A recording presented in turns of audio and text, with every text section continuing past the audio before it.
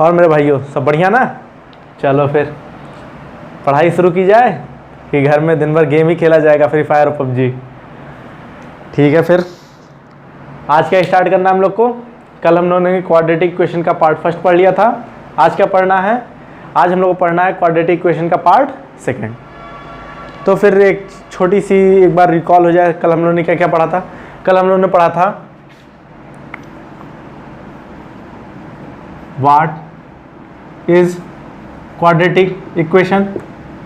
ठीक है, पहला टॉपिक तो ये पढ़ा था। दूसरा टॉपिक पढ़ा था how to identify quadratic equation. ये दो टॉपिक पार्ट फर्स्ट में हम लोग ख़त्म कर चुके हैं। अगर नहीं तो देखे हो तो आई बटन पे क्लिक करके देख लो। बड़ी ही छोटी सी वीडियो है, आराम से समझ में आ जाएगी। पहला बताया था कि ये पहला पार्ट है। दूसरे पार्ट में हम लोग को पढ़ना था, अब बात करते हैं आज के जो पढ़ना है वो। दूसरे पार्ट में हम लोग को पढ़ना था solution of quadratic equation. Solution of quadratic equation, तो उसमें तीन पार्ट बताए थे कि क्या तीन तरीके से हम लोग निकाल सकते हैं। 1 2 3। एक था फैक्टराइजेशन मेथड, एक था कंप्लीटिंग द स्क्वायर मेथड, और एक हमारा था क्वाड्रेटिक फॉर्मूला। ये तीन मेथड से पढ़ना था, और आज की वीडियो में हम लोग यही पढ़ेंगे कि फैक्टराइजेशन मेथड से जल्दी कैसे सॉल्व करते हैं। अगर ये समझ में आ गया फैक्टराइजेशन मेथड, तो 80% क्वेश्चन आपके देखते ही आपको समझ में आ जाएगा कि 30 सेकंड में कैसे आप आंसर देंगे। 30 सेकंड में आंसर निकल जाता है इससे क्वेश्चन से, अगर आपको बस हल्की सी नॉलेज रहे और आप हल्का सा अपना दिमाग यूज़ कर लें कि कैसे फैक्टराइजेशन करना है। ठीक है, तो हम लोग स्टार्ट करेंगे कि फैक्टराइजेशन मेथड से कैसे सॉल्यूशन निकालें। तो पहले फैक्टराइजेशन मेथड से सॉल्यूशन निकालने से पहले ये जान लीजिए सॉल्यूशन असल में होता क्या है। सॉल्यूशन असल में होता क्या है किसी क्वाड्रेटिक इक्वेशन का, किसी क्वाड्रेटिक इक्वेशन का सॉल्यूशन होता क्या है। तो फिर एक स्टैंडर्ड क्वाड्रेटिक इक्वेशन हम लिखते हैं ax square plus bx plus c is equal to 0। ये हमारा स्टैंडर्ड क्वाड्रेटिक इक्वेशन है, हमें इसका सॉल्यूशन निकालना है। तो फिर हम लोग पहले सॉल्यूशन निकालना है, पहले जान तो ले सॉल्यूशन होता क्या है। पहले जान तो लेना सॉल्यूशन क्या होता है, तभी तो निकालोगे सॉल्यूशन, कि बिना जाने ही निकाल लोगे। ठीक है, पिछले सेकंड चैप्टर में हम लोगों ने क्या पढ़ा था, रूट निकालना किसी को उसका इक्वेशन का, क्यूबिक पॉलिनोमियल हो चाहे क्वाड्रेटिक पॉलिनोमियल, उसका हम लोग क्या निकालना सीखे थे, रूट निकालना। उसी को हम लोग जीरोज ऑफ द पॉलिनोमियल भी कहते थे। तो वही चीज़ जो रूट या उसके जीरोज थे उसी को हम लोग बोलते हैं solution of the quadratic equation. तो सॉल्यूशन और रूट और जीरो क्या होते थे, x की ऐसी वैल्यू, x की ऐसी वैल्यू 1 हो चाहे 2 हो चाहे जो भी, x की ऐसी वैल्यू जिसको अगर हम इस इक्वेशन में पुट करें तो ये यहाँ पे अगर x की वैल्यू पुट कर दें, यहाँ x की वैल्यू पुट कर दें तो ये इक्वल टू 0 बन जाए। एक तरह से कहने का मतलब है कि ये हमारे इक्वेशन को जो है सेटिस्फाई कर दे, इक्वेशन को हमारे क्या सेटिस्फाई कर दे, गलत ना ठहरा है सही ठहरा है। उसी को हम लोग कहेंगे कि जो है कि वो उसका जो है जीरोस है, तो उसको चाहे कहिए जीरोस कहिए, उसी को हम लोग कह सकते हैं रूट कह सकते हैं, और उसी को हम लोग कह सकते हैं सॉल्यूशन। तो चाहे किसी को जीरोस कहें, चाहे रूट कहें, चाहे सॉल्यूशन कहें, बात हमारी एक ही है कि हमको जो है x की ऐसी वैल्यू निकालनी है जिसको इसमें अगर हम इक्वेशन में पुट करें तो ये हमारी इक्वेशन को सेटिस्फाई कर दे, कि ये हमारी इक्वेशन को क्या कर दे, सेटिस्फाई कर दे। तो फिर अब समझ में आ गया कि सॉल्यूशन असल में होते क्या है, ऐसी वैल्यू x की जो हमारे क्वाड्रेटिक इक्वेशन को सेटिस्फाई करे, वही हमारा होता है solution of the quadratic equation. इसमें कोई परेशानी नहीं। अब चलते हैं सॉल्यूशन ऑफ क्वाड्रेटिक इक्वेशन निकालते कैसे हैं। तो इसके तीन मेथड बताए हैं। तो पहला मेथड आज हम लोग पढ़ेंगे इसके बारे में, और इसमें एनसीईआरटी पे के क्वेश्चन भी लगाएंगे ताकि आप लोग को जो है नॉलेज क्रिस्टल क्लियर हो जाए। तो भाई देख के डरना मत कि इतना बड़ा लिखे हैं solution of a quadratic equation by factorization method. ये बस देखने में बड़ा है, करने में बहुत आसान है। ठीक है, तो जैसे फैक्टराइजेशन समझ में आ रहा है, फैक्टराइजेशन क्या होता है किसी भी नंबर को उसके प्राइम फैक्टर के फॉर्म में तोड़ देना, या फिर उसको जो है तोड़ देना, उसके कितने हम जो है फैक्टराइज कर सकते हैं, उसे कितने फैक्टर्स निकाल सकते हैं, वही फैक्टराइजेशन। तो अगर ये फैक्टराइजेशन आता है तो आप कोई भी क्वेश्चन आसानी से कर लेंगे, कोई भी क्वेश्चन आसानी से कर लेंगे। इसमें 3 स्टेप इन्वॉल्व होती है। जैसे ये हमारा क्वाड्रेटिक इक्वेशन है, ax² + bx + c। अगर हम आपको बताएंगे कि ये से सी को मल्टीप्लाई करो, फिर इसके ऐसे फैक्टर करो कि बीच में बी आए, तो फिर उतना समझ में नहीं आएगा। ठीक है, तो हम लोग डायरेक्ट जो है इसको एक एग्जांपल से समझने की कोशिश करते हैं, जिससे कि बहुत आसानी से आपको समझ में आ जाए। तो इसकी जगह हम लोग एक एग्जांपल लेते हैं। 2x² - 5x + 3 = 0। कल हमने बताया था डिग्री देखते हैं वेरिएबल की हाईएस्ट पावर, यहाँ हाईएस्ट पावर 2 है तो इसकी डिग्री 2 है, तो ये हमारा क्वाड्रेटिक इक्वेशन है, ये हमारा क्वाड्रेटिक इक्वेशन है। एक बात और जान लीजिए, जितनी डिग्री होती है किसी इक्वेशन की, जितनी किसी इक्वेशन की डिग्री होती है, उतनी ही उसकी जो है क्या, उतने ही उसके सॉल्यूशन आते हैं। अगर 2 डिग्री है तो ज़्यादा से ज़्यादा उसके 2 सॉल्यूशन आएंगे, 3 डिग्री है तो ज़्यादा से ज़्यादा 3 सॉल्यूशन आएंगे। ठीक है, ऐसा नहीं है कि 2 डिग्री और 4-5 सॉल्यूशन तुम ला के रख दो। तो ये दिमाग में रख लेना, अगर 4-5 ले आ रहे हो तो भैया तुम धन्य हो। तो जितनी डिग्री रहेगी उतने ही सॉल्यूशन आएंगे। तब हम लोग अब फैक्टराइजेशन मेथड में क्या करते हैं, हम लोग देखते हैं इसमें 3 स्टेप इन्वॉल्व रहता है। स्टेप 1, स्टेप 1 में हम लोग क्या करते हैं, ए को लेते हैं और सी को देखते हैं। देखने में बड़े अच्छे लग रहे हैं, 1 2 1 3। ठीक है, सिर्फ देखना नहीं है, दोनों को मल्टीप्लाई करना है। 2 × 3। हम लोगों ने पहले स्टेप में क्या किया, ए और सी को मल्टीप्लाई कर दिया, ए और सी को क्या कर दिया, मल्टीप्लाई। अब देखिए इसको जो भी ए और सी आता है, यहाँ पे तो मान लीजिए इसका और कोई फैक्टर नहीं है, लेकिन इसको जो है अगर मान लीजिए कोई बड़ी वैल्यू आती है तो इसको हम लोग फैक्टर के फॉर्म में तोड़ लेते हैं, उसे फैक्टर कर देते हैं। जैसे अभी बड़ी वैल्यू के भी लेके दिखाएंगे। अब हमारा a × c आ गया, ये हम लोग को ब्रैकेट में लिखते जाते हैं, ये क्या है, ये हमारा a × c है। ठीक है, अब हम a × c निकालने के बाद c के पहले का साइन देखेंगे, c के पहले का साइन देखेंगे। ठीक है, c के पहले का साइन प्लस है। और हम लोग b को देखेंगे, ये साइन देखेंगे और ये वाली वैल्यू देखेंगे। और स्टेप 2 हमारा यही है। स्टेप 2 में हम लोग क्या करेंगे, जो पहले हमारे प्राइम फैक्टर आए हैं, ये जो हमारे पहले प्राइम फैक्टर आए हैं, अगर यहाँ पे साइन प्लस है, यहाँ पे अगर साइन प्लस है, तो इसके इनमें प्राइम फैक्टर में से कोई ऐसा 2 पेयर बनाएंगे, कोई ऐसा 2 पेयर बनाएंगे जिसको प्लस करके, जिसको क्या, यहाँ साइन प्लस है ना, तो जिनको प्लस करके ये बी वाली वैल्यू आ रही हो, जिनको प्लस करके बी वाली वैल्यू आ रही हो। तो जैसे यहाँ पे हमको साफ दिख रहा है कि ये दोनों इसके फैक्टर हैं, ये दोनों इसके फैक्टर हैं। इसको और इसको अगर हम लोग प्लस, यहाँ साइन प्लस है तो प्लस करके लाना है, तो अगर इन दोनों को हम प्लस कर देंगे तो 2 + 3 हमारा जो है 5 आता है ना।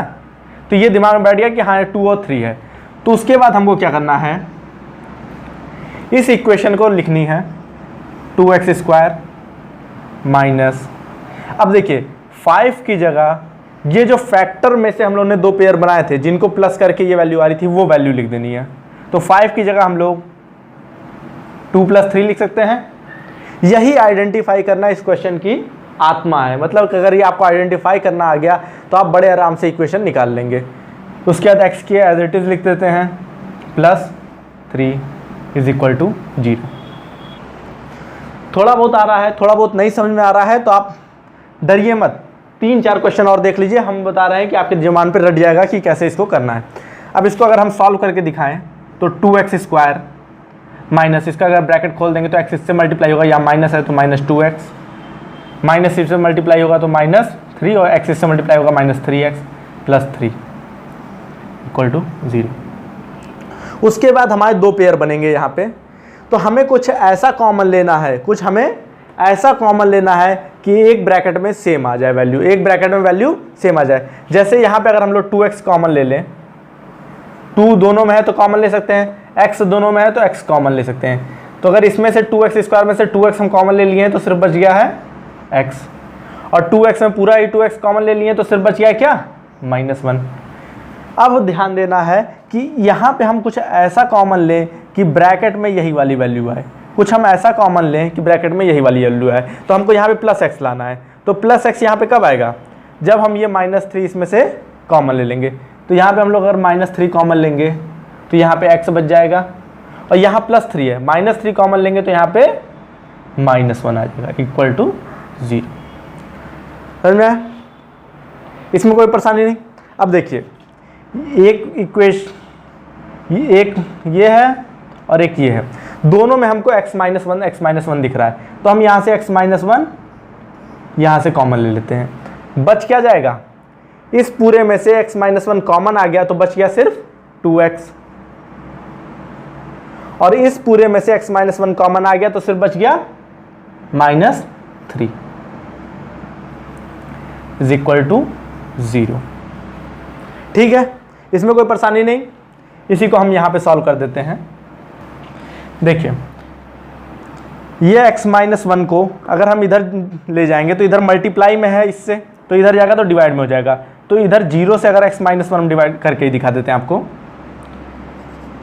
2x-3 लिखे इज इक्वल टू 0। ये इधर ले गए एक बार तो ये हमारा x-1 होगा, और 0 से कोई भी वैल्यू डिवाइड करते हैं तो हमारी 0 ही आता है। तो 2x-3 इज इक्वल टू 0। तो 2x इज इक्वल टू -3 इधर से उधर ले जाएंगे तो +3, और x से 2 मल्टीप्लाई में उधर ले जाएंगे तो डिवाइड में, तो 3/2। एक वैल्यू ये आ गई, यही हमारा एक सॉल्यूशन आ गया।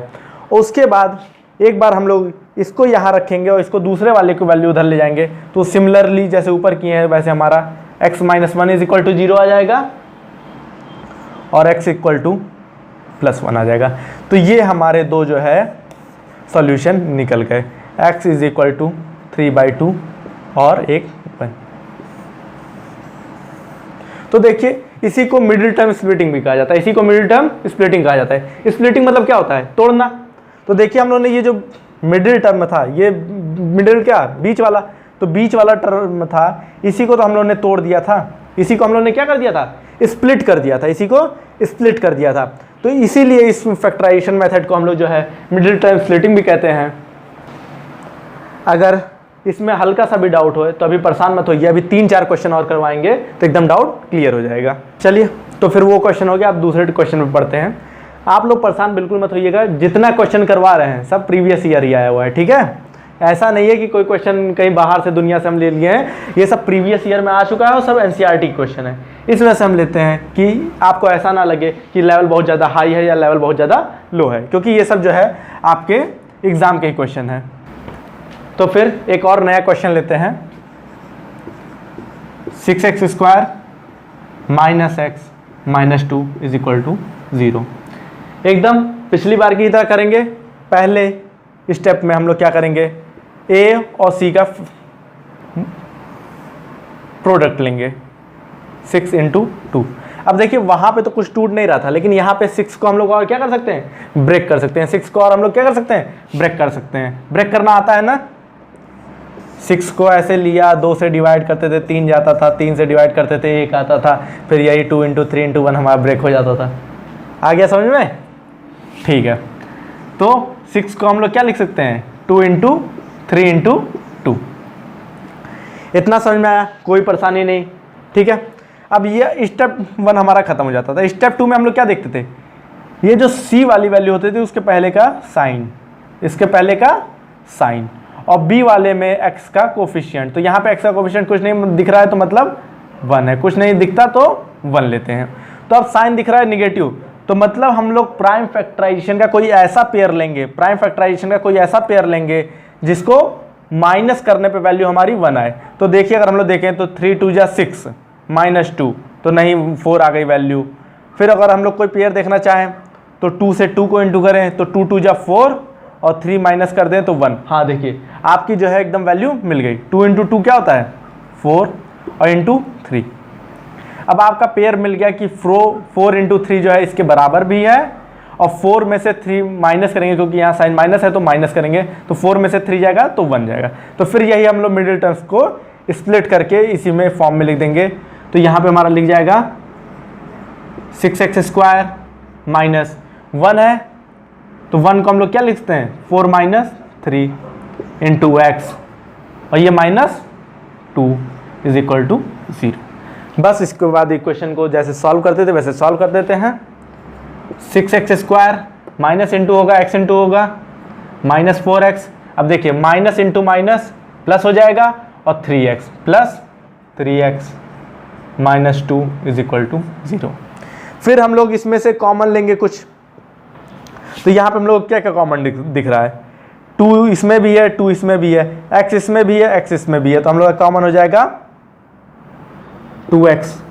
बच जाएगा क्या, यहाँ से 6 में से 2 चला गया 3 बच जाएगा, x² में से x चला गया x बच जाएगा, यहाँ 4x में से 2 चला गया 2 बचेगा, x बाहर जा चुका है तो 3x माइनस 2 बचेगा। अब जो हमें यहाँ पे लाना है वही चीज़ हमें दूसरे ब्रैकेट में भी लाना है रहता है, जो चीज़ हमें यहाँ लानी रहेगी वही हमें दूसरे ब्रैकेट में भी लानी रहेगी, ठीक है। तो यहाँ पे तो एज इट इज़ आपको सेम दिख रहा है, तो जब कुछ नहीं दिख रहा होगा तो सीधे हम लोग उसको मानेंगे +1 कॉमन लिया हम लोगों ने, और एज इट इज़ उतार देंगे 3x minus 2 is equal to 0। तो अब हम 3x माइनस 2 कॉमन ले लेंगे, तो हमारे 2 अनमोल रतन पेयर बन गए, 2x माइनस 2 और 2x plus 1 is equal to 0, ठीक है। एक बार इसको 0 के बराबर कर देंगे, जब इसको भी 0 के बराबर करेंगे तो 3x minus 2 is equal to 0, x बराबर -2 उधर जाएगा और 3 इधर डिवाइड करेंगे तो ये हो जाएगा 2/3। ऐसे ही दूसरी वाली वैल्यू ले लेंगे, दूसरी वाली वैल्यू क्या है 2x plus 1 is equal to 0, +1 से उधर जाएगा -1 और 2 से डिवाइड कर देंगे तो x बराबर हो जाएगा -1/2। तो यहाँ पे हमारे x की दो सॉल्यूशन आ चुके हैं, 2/3 और -1/2। 3 को अच्छे से बना दे, नहीं तो कहेंगे गुरुजी क्या बनाया है, ठीक है। तो फिर इसको हम लोग ने 2 सॉल्यूशन निकाल लिए। तो इसी वजह से फैक्टराइजेशन मेथड समझ गए, a और c का सबसे पहले प्रोडक्ट करेंगे, फिर उसको जो है एकदम सिंपलेस्ट फॉर्म में तोड़ लेंगे। तोड़ने के बाद अगर यहाँ साइन माइनस है तो उनके 2 ऐसे पेयर बनाएंगे जिनको माइनस करने पे b की वैल्यू आती रहे। b हमारा क्या होता है, जो x का कोफिशिएंट हो, और अगर यहाँ पे प्लस का साइन रहेगा तो फिर जो है हम लोग जो है इनको ऐसे पेयर बनाएंगे जिनको प्लस करके b की वैल्यू आती हो, उसके बाद कॉमन ले करके फिर सारी प्रोसेस, ये तो 9th वाली है, 10th वाले के शुरुआत वाले चैप्टर की है, ये सब हो जाएगी। मेन आपको दिमाग इसमें पूरे फैक्टराइजेशन मेथड में यही लगाना है कि a और c के हम प्रोडक्ट फैक्टराइजेशन करके प्रोडक्ट बनाए, फिर उनका 2 ऐसा कौन सा पेयर लें, अगर माइनस साइन माइनस है तो माइनस करके b की वैल्यू आ जाए, और अगर साइन प्लस है तो प्लस करके b की वैल्यू आ जाए। तो ये एनसीईआरटी में इस तरह के क्वेश्चन डायरेक्ट भी दिए हैं और वर्ड बेस्ड में भी दिए हैं। तो डायरेक्ट हम लोग ने जो इक्वेशन जो फॉर्म हुई थी उसके हम लोग ने 2 क्वेश्चन कर लिए। अब हम लोग 1-2 क्वेश्चन वर्ड बेस्ड कर लेते हैं। देखिए वर्ड बेस्ड क्वेश्चन ही आते हैं एग्जाम में अधिकतर, अगर सिंपल फॉर्म में आना होगा तो 2 नंबर में आएंगे, वैसे नहीं तो 3 मार्कर में आ जाएंगे वर्ड बेस्ड।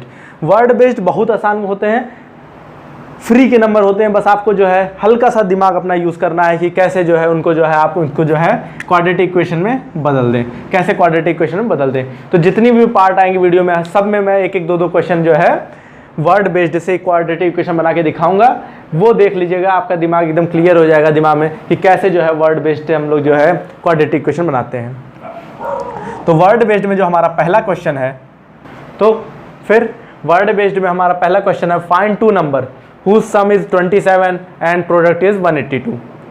ठीक है, खुश हो गए कि जो है दोस्त छोटा सा एक बड़ा क्वेश्चन है, छोटा सा ही क्वेश्चन आता है, बस हल्का सा दिमाग यूज़ करना पड़ता है। अब क्या हमें निकालने हैं, हमें 2 नंबर निकालने हैं। 2 नंबर, एक नंबर मान लेते हैं अगर हमारा x है और दूसरा नंबर y है। तो सबसे पहले क्वेश्चन को हमने कल भी बताया था कि जो दिया रहा है उससे डाटा आप निकालिए। तो क्या बोला है, find 2 number whose sum is 27, जिसका सम क्या है 27। तो मतलब अगर एक नंबर x है दूसरा नंबर y है तो उसको जो है हम लोग x प्लस वाई 27 दिया है, x प्लस वाई 27 दिया है। और क्या बोला है, whose प्रोडक्ट इज 182, और जिनका प्रोडक्ट कितना है x इंटू वाई 182। अब यहाँ से हम लोग को क्वाड्रेटिक इक्वेशन चैप्टर पढ़ रहे हैं, तो हम लोग को एक काम करना रहेगा। हम लोग को दो इक्वेशन वैल्यू नहीं निकालनी है जैसे पिछले क्लास में पढ़ के आए हैं। यहाँ पे हम लोग को ये करना पड़ेगा कि हमको किसी तरह इस इक्वेशन को जो है एक ही वेरिएबल के फॉर्म में लाना पड़ेगा। ध्यान दीजिएगा, हमेशा हमें पूरे क्वाड्रेटिक इक्वेशन चैप्टर में हर एक इक्वेशन को एक वेरिएबल के फॉर्म में लाना रहेगा, और एक वेरिएबल का फॉर्म जाने के बाद वो किस में बनेगा, वो एक क्वाड्रेटिक इक्वेशन के फॉर्म में बनेगा। तो एक वेरिएबल के लाने के लिए सबसे आसान तरीका है एक को दूसरे के टर्म में वैल्यू ले आए। तो जैसे अगर x को प्लस वाई इक्वल टू 27 है, अगर हम लोग y को उधर ले जाएं तो इधर से प्लस है y तो उधर जाएगा तो माइनस वाई हो जाएगा। तो यहाँ से हमारी वैल्यू आ जाएगी x is equal to 27 minus y, x is equal to 27 minus y. उसके बाद हम लोग को कुछ नहीं करना, बस इसी की वैल्यू सब्सटीट्यूट कर देनी है, x की वैल्यू दूसरे वाले इक्वेशन में, जो दूसरा वाला इक्वेशन है उसमें वैल्यू सब्सटीट्यूट कर देंगे। वैल्यू सब्सटीट्यूट कर देंगे तो 27 minus y into y is equal to 182। Y जब इंटू होगा तो 27 y minus y square is equal to 182। सारी इक्वेशन को उधर लेके चले जाएंगे तो माइनस वाई उधर जाएगा तो प्लस वाई स्क्वायर, 27 वाई उधर जाएगा तो माइनस 27 वाई, और प्लस 182 उधर है ही, इज इक्वल टू 0। अब ये हमारा क्वाड्रेटिक इक्वेशन के फॉर्म में बन गया। ये 182 गलती हो गई थी। तो ये हमारा क्वाड्रेटिक इक्वेशन के फॉर्म में बन गया। तो अब हम लोग इसको जो है फैक्टराइजेशन मेथड से इसके सॉल्यूशन निकालेंगे, फैक्टराइजेशन मेथड से इसके सॉल्यूशन निकालेंगे। तो फैक्टराइजेशन मेथड मैंने आप लोग को बता चुका हूँ, फिर से क्वेश्चन करवाता हूँ। एक बात ध्यान दीजिएगा, यहाँ पे तो मैं 3 4 5 क्वेश्चन करवा देता हूँ, पूरी एक्सरसाइज तो करवा नहीं सकता, मैं पूरी एक्सरसाइज कभी करवाऊँगा। आप लोग को घर जा करके इसकी जो है घर पे ही है, घर क्या जाएंगे जो है घर पे ही बैठ के वीडियो देखने के बाद इसकी जो है मैक्सिमम जितनी से जितनी प्रैक्टिस कर सकें प्रैक्टिस करनी है। तो फिर अगर हम लोग फैक्टराइजेशन मेथड से सॉल्व करने की कोशिश करें तो यहाँ पे 1 है तो 1 इंटू 182 करेंगे तो कोई फ़र्क नहीं पड़ेगा। तो फिर a 1 है और ये c है, तो इन दोनों का प्रोडक्ट 182 होगा। अब 182 का हमने बताया क्या करेंगे, हमेशा सबसे पहले फैक्टराइजेशन करेंगे। तो फैक्टराइजेशन वही पुराना वाला अपना छोटे बच्चों वाला मेथड, 2 9 जा 2 1 जा, फिर टेबल पढ़ेंगे 13 13 13 13, यहाँ पे क्या आएगी टेबल 13 7 जा और 7 1 जा। अब इसके फैक्टराइजेशन क्या बन गए, 2 इंटू 3 इंटू 7, ये इसका फैक्टराइजेशन हो गया। किसका, a इंटू सी का, a इंटू सी का ये फैक्टराइजेशन हो गया। उसके बाद हमें क्या देखना रहता था स्टेप में, c के पहला साइन। तो c के पहला साइन क्या है, प्लस। तो मतलब हमको इनके दो पेयर ऐसे बनाने हैं जिनका सम, दो पेयर ऐसे बनाएंगे यहाँ पे प्लस साइन है तो जिनका सम बीच वाली वैल्यू है। तो यहाँ से आपको साफ दिख रहा है 2 इंटू 7, 7 2 जा 14 और ये 13 है ही, तो दो पेयर बन गए। इन दोनों का प्रोडक्ट a और c के बराबर भी है और इन दोनों का सम जो है 20 बीच वाले के बराबर भी है। तो यहाँ पे हम लोग जो है बीच वाली वैल्यू की जगह ये वाला पेयर लिख देंगे। तो 27 की जगह हम लोग क्या लिखते हैं, 14 plus 13 into y is equal to 180, sorry plus 182 है, प्लस 182 इज इक्वल टू 0। अब इसको करने के बाद y को इंटू करते थे, y square minus 14y minus sign into होगा, इधर से y इंटू होगा, minus 13y plus 182 is equal to 0। उसके बाद हम लोग यहाँ पे कुछ कॉमन लेंगे। अगर यहाँ पे हम लोग y कॉमन लेंगे तो y माइनस 14 बचेगा, जो यहाँ बच रहा है वही यहाँ भी बचना चाहिए। तो यहाँ पे हम लोग जो है माइनस 13 कॉमन लेंगे, तो यहाँ भी माइनस 13y में से माइनस 13 चला जाएगा तो सिर्फ y बचेगा, प्लस 182 है माइनस 13 जाएगा तो यहाँ पे माइनस 14 बचेगा इज इक्वल टू 0। तो अब हमारे यहाँ से दो पेयर बन गए, y माइनस 14 कॉमन ले लेंगे तो यहाँ से हमारा बन जाएगा y minus 14 into y minus 13 is equal to 0। इसको यहाँ से हम लोग यहाँ देख लेते हैं, तो एक बार y minus 14 is equal to 0 होगा, तो y इज इक्वल टू आ गया 14, और एक बार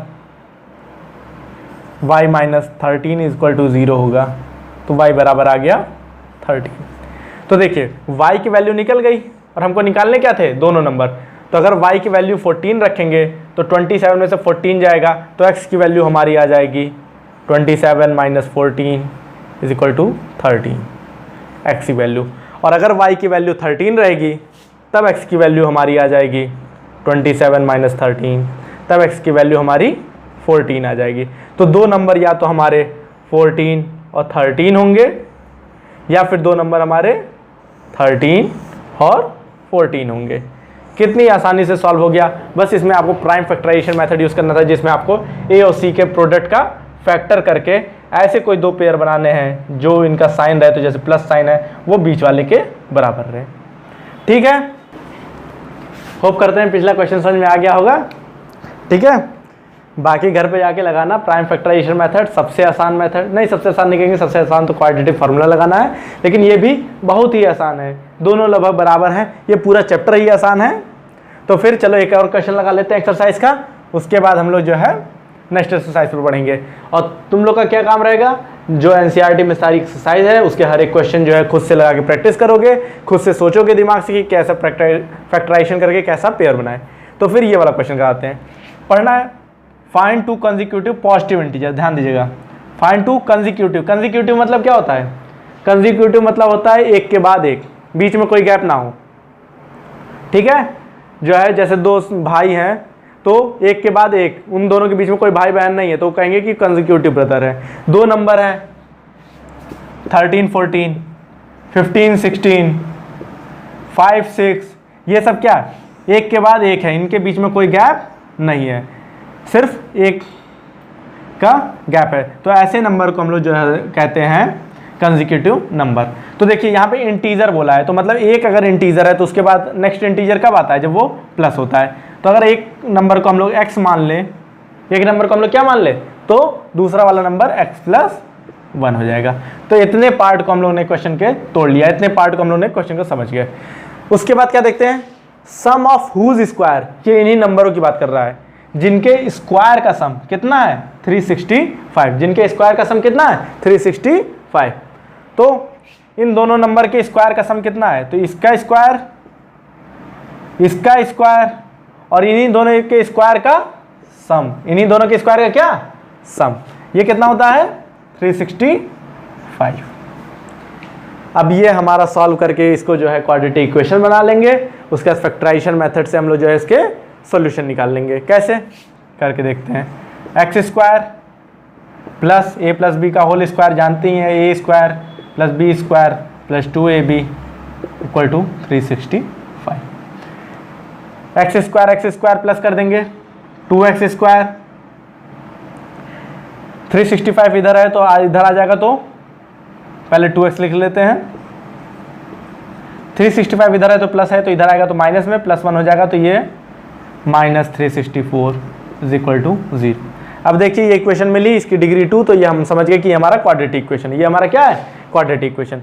एक बात और ध्यान देने की बात है, अगर कोई आपको ऐसा नंबर मिले जो तीनों में कॉमन है, जो तीनों में कॉमन मिल रहा है, तो उस नंबर से आपको डिवाइड कर देना है, उस नंबर से आपको डिवाइड कर देना है। इससे हमें रिजल्ट में कोई चेंज नहीं आता है, लेकिन जो है हमारा क्वेश्चन सॉल्व करने में आसान होता है। जैसे इससे डिवाइड कर देंगे तो 2 2 कट गया, 2 2 कट गया, यहाँ से 2 इससे कट जाएगा, 2 1 जा 2 कट जाएगा, 2 8 जा 2 2 जा। ठीक है, तो ये हमारी इक्वेशन क्या बन जाएगी, x square plus x minus 182 is equal to 0। अब देखिए फिर वही काम हमको करना है, हमको बीच वाले का फैक्टर लेना है। पिछले वाले क्वेश्चन में भी 182 का फैक्टर लिए थे, इसमें भी आ गया। किस्मत देखिए, 2 से किए 91, फिर 13 से किए 7 7। तो अब यहाँ पे फैक्टर कितना आ गया, 2 इंटू 13 इंटू 7। अब फिर से स्टेप 2 पे आएंगे, यहाँ पे साइन क्या दिख रहा है हम लोग को, यहाँ पे साइन दिख रहा है माइनस, यहाँ पे साइन क्या दिख रहा है आप लोग को माइनस। तो जो साइन रहेगा, जो साइन दिखेगा, उसी को हम लोग जो है वही काम यहाँ पे करेंगे। तो ऐसे कोई दो पेयर बनाएंगे जिसको माइनस करने पे x का कोफिशिएंट है, x का कोफिशिएंट कितना है 1, x का कोफिशिएंट कितना है 1। तो यहाँ पे साफ हमको पेयर दिख रहा है 2 7 जा 14 इंटू 13। तो हमको एक पेयर दिख रहा है कि 14 और 13 का प्रोडक्ट 182 के बराबर भी है और इन दोनों का डिफरेंस 1 के भी बराबर है। तो यहाँ पे सिंपली हम लोग जो है उसकी वैल्यू पुट कर देंगे, प्लस 1 की जगह क्या लिख सकते हैं हम लोग, 14 minus 13 x minus 182 is equal to 0। यहाँ से जब हम लोग सॉल्व करेंगे तो x प्लस 14 से इंटू होगा तो 14x minus 13x minus 182 is equal to 0। यहाँ पे सिर्फ हम लोग को x कॉमन दिख रहा है तो x कॉमन लेंगे तो x प्लस 14 बचेगा। यहाँ पे हम लोग को भी x प्लस 14 लेना है तो माइनस 13 कॉमन ले लेंगे, इसमें से माइनस 13 कॉमन जाएगा तो x बचेगा, यहाँ माइनस 13 चला जाएगा तो प्लस 14 बचेगा इज इक्वल टू 0। तो अब x प्लस 14 हम कॉमन ले लेंगे तो हमारा क्या बच जाएगा, x और माइनस 13 और इज इक्वल टू 0। यहीं से हमारे x की वैल्यू इक्वल एक बार इसको 0 रखेंगे, एक बार इसको 0 रखेंगे, x plus 14 is equal to 0 रखेंगे तो x की वैल्यू हमारी कितनी आ जाएगी, x की वैल्यू आ जाएगी माइनस 14। एक बार x minus 13 is equal to 0 रखेंगे तो x की वैल्यू हमारी आ जाएगी प्लस 13। अब देखिए ये वाली वैल्यू पॉसिबल नहीं है। क्यों नहीं पॉसिबल है, क्योंकि हमारे क्वेश्चन में ही बोला है फाइंड 2 कंसेक्यूटिव पॉजिटिव इंटीजर। हमें तो कैसा इंटीजर चाहिए, जो पॉजिटिव हो, हमें कैसा इंटीजर चाहिए जो पॉजिटिव हो। तो यहाँ पे ये निगेटिव आ रहा है तो ये हमारा पॉजिटिव आ रहा है। तो हमारा एक इंटीजर 13 हो गया, दूसरा इंटीजर x प्लस 1 था तो दूसरा इंटीजर हमारा क्या हो गया, दूसरा नंबर 14। तो 2 नंबर हमें मिल गए, एक हो गया 13 और एक हो गया 14। होप करते हैं ये समझ में आ गया होगा प्राइम फैक्टराइजेशन मेथड। एक बार को आ गया, आप लोग को समझ में भी आ गया कैसे करना है, लेकिन जब तक आप लोग इसको खुद से प्रैक्टिस नहीं करेंगे, घर पे 10 15 20 सवाल खुद से नहीं लगाएंगे, तब तक ये आपके दिमाग में नहीं बैठेगा। डेली सब टीचर आपसे यही कहेंगे कि जो मैथ है वो प्रैक्टिस से खेले, जितना भी प्रैक्टिस करेंगे उतना ही अच्छे से आपको समझ में आएगा। तो फिर अब क्या करना है आप लोग को, ये नहीं कि आधा घंटा वीडियो देख लिया अब जाके पबजी खेलना है।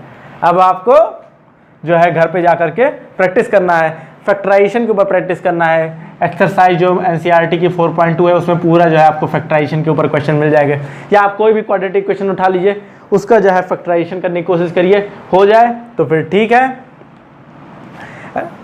ऐसे ही आप लोग प्रैक्टिस करते रहिए, सारा नंबर निकालिए। तब आज हम लोगों ने फैक्टराइजेशन खत्म कर दिया। अब कल हम लोग पढ़ेंगे कंप्लीटिंग द स्क्वायर मेथड, जिस पे सबसे ज़्यादा क्वेश्चन पूछे जाते हैं और जो है अगर क्वेश्चन आता है तो वो 4 मार्क करके कम से कम आते भी हैं, वो 1 या 2 मार्क्स का नहीं आएगा। ये क्वेश्चन आएगा तो 2 मार्क्स का आएगा, लेकिन जो कल हम लोग पढ़ेंगे कि कंप्लीटिंग द स्क्वायर से कैसे क्वाड्रेटिक क्वेश्चन निकालें, वो 4 मार्क्स के आते हैं। तो फिर चलते हैं, बाय बाय। अगली वीडियो में बात करेंगे और कल की तरह दोबारा नहीं आऊँगा बोलने के लिए कि सब्सक्राइब करो, ठीक है। अब तक तो सब्सक्राइब कर ही दिए होगे, लेकिन जो नए लोग देख रहे हो वो लोग जरूर सब्सक्राइब कर देना। ओके बाय बाय, मिलते हैं नेक्स्ट वीडियो में।